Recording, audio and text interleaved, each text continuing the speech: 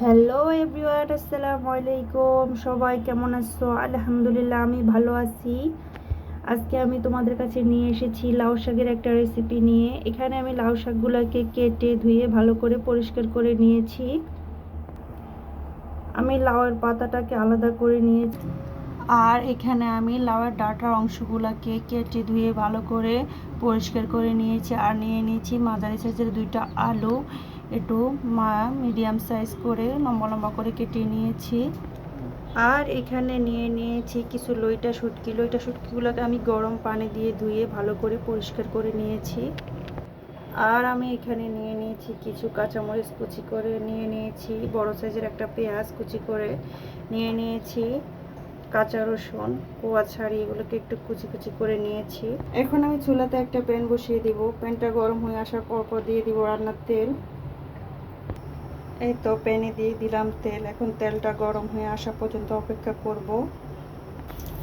এই তো তেলটা গরম হয়ে আসার পর দিয়ে দিলাম এখানে কয়েকটা শুকনো মরিচ টুকরো করে। এখন শুকনো মরিচটাকে আমি হালকাভাবে ভেজে নিব। এই তো শুকনোটা ভাজা হয়ে গেছে। এখন এই পর্যায়ে আমি দিয়ে দিলাম রসুন কুচিগুলা। এখন রসুন কুচিগুলোকে একটু ভালো করে ভেজে নিব, যাতে কাঁচা গন্ধ না থাকে। এই তো রসুনগুলোকে ভেজে নিলাম। এখন এই পর্যায়ে আমি দিয়ে দিব পরিষ্কার করে রাখা লইটা শুটকিগুলা। এখন শুটকিটাকে আমি ভালো করে তেলের মধ্যে নেড়ে ছেড়ে ভেজে নিব। এই তো শুটকিটা একটু ভাজা হয়ে আসলে আমি এই পর্যায়ে আমি দিয়ে দিব পেঁয়াজ কুচি। এখন পেঁয়াজ কুচিটাকে ভালো করে আমি নেড়ে ছেড়ে ভেজে নিব। এই তো পেঁয়াজটাকে আমি ভালো করে ভেজে নিলাম। এখন এই পর্যায়ে আমি কেটে রাখা আলু আর দিয়ে দিলাম সেই লাউয়ের ডগাগুলো। এখন এটাকে আমি ভালো করে নেড়ে ছেড়ে মিশিয়ে নেব।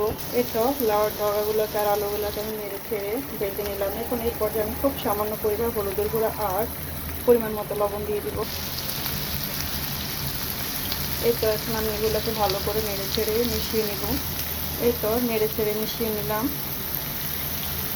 হলুদের হলুদের গুঁড়া দিয়েছি আমি, যাতে লাউ ডাঁটার সাথে আমি যে আলুগুলো ইউজ করেছি যাতে ওইটা আলুটার কালার ভালো আসে, সেই জন্য। আপনারা চাইলে হলুদের গুঁড়া নাও ইউজ করতে পারেন, তবে হলুদের গুঁড়া ইউজ করলে এখানে কালারটা ভালো আসবে। লাউ শাকটাকে আমি বেশ কিছুক্ষণ ঢেকে কষিয়ে নিয়েছি লাউ ডাঁটাগুলোকে। এখন ঢাকনাটা উঠিয়ে আমি এটাকে চেক করে নেব। এখন আমি এটাকে নেড়ে ছেড়ে দিব। লাউয়ের ডাঁটার সাথে যে আলুগুলো আছে এই পর্যায়ে আমি আলুটা চেক করে নেব। আলুটা চেক করে নিয়েছি, আলুটা অনেকটা সিদ্ধ হয়ে গেছে। এখন এই পর্যায়ে আমি পরিষ্কার করে রাখা লাউ শাকগুলো দিয়ে দিব। এই তো লাউ শাকটাকে দিয়ে দিলাম। এখন এটাকে আমি সময় নিয়ে কষিয়ে নেব। এই তো লাউ শাকগুলো দেওয়ার পর লাউ শাকটা অনেকটা কমে এসেছে। এখন আমি এটাকে নেড়ে ছেড়ে দিব। এই তো নেড়ে ছেড়ে দিয়েছি। এখন আমি এটাকে মিডিয়াম হিটে আবারও কিছুক্ষণ কষাবো।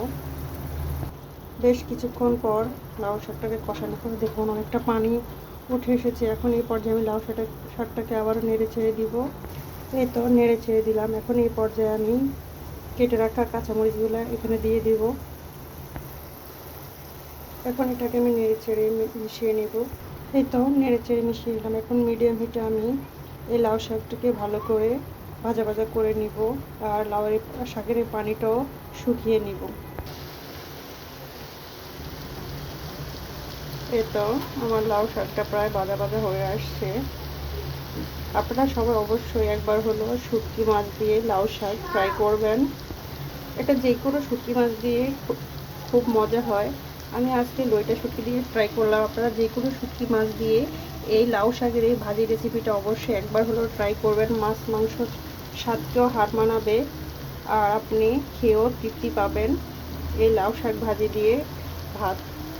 আর আমার ভাই বোনেরা যারা যারা আমার চ্যানেলটাকে সাবস্ক্রাইব করেছ, তোমাদের সকলকে ধন্যবাদ।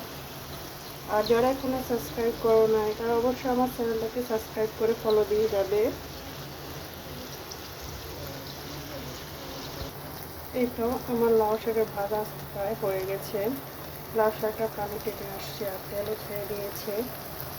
আপনারা সবাই অবশ্যই বলে কমেন্ট করে যাবেন যে আমার আজকের এই লাউ শাক ভাজি রেসিপিটা কেমন হয়েছে, আর একটা লাইক দিয়ে যাবেন। এতক্ষণ থেকে আমার ভিডিওটা দেখার জন্য আপনাদের সকলকে ধন্যবাদ।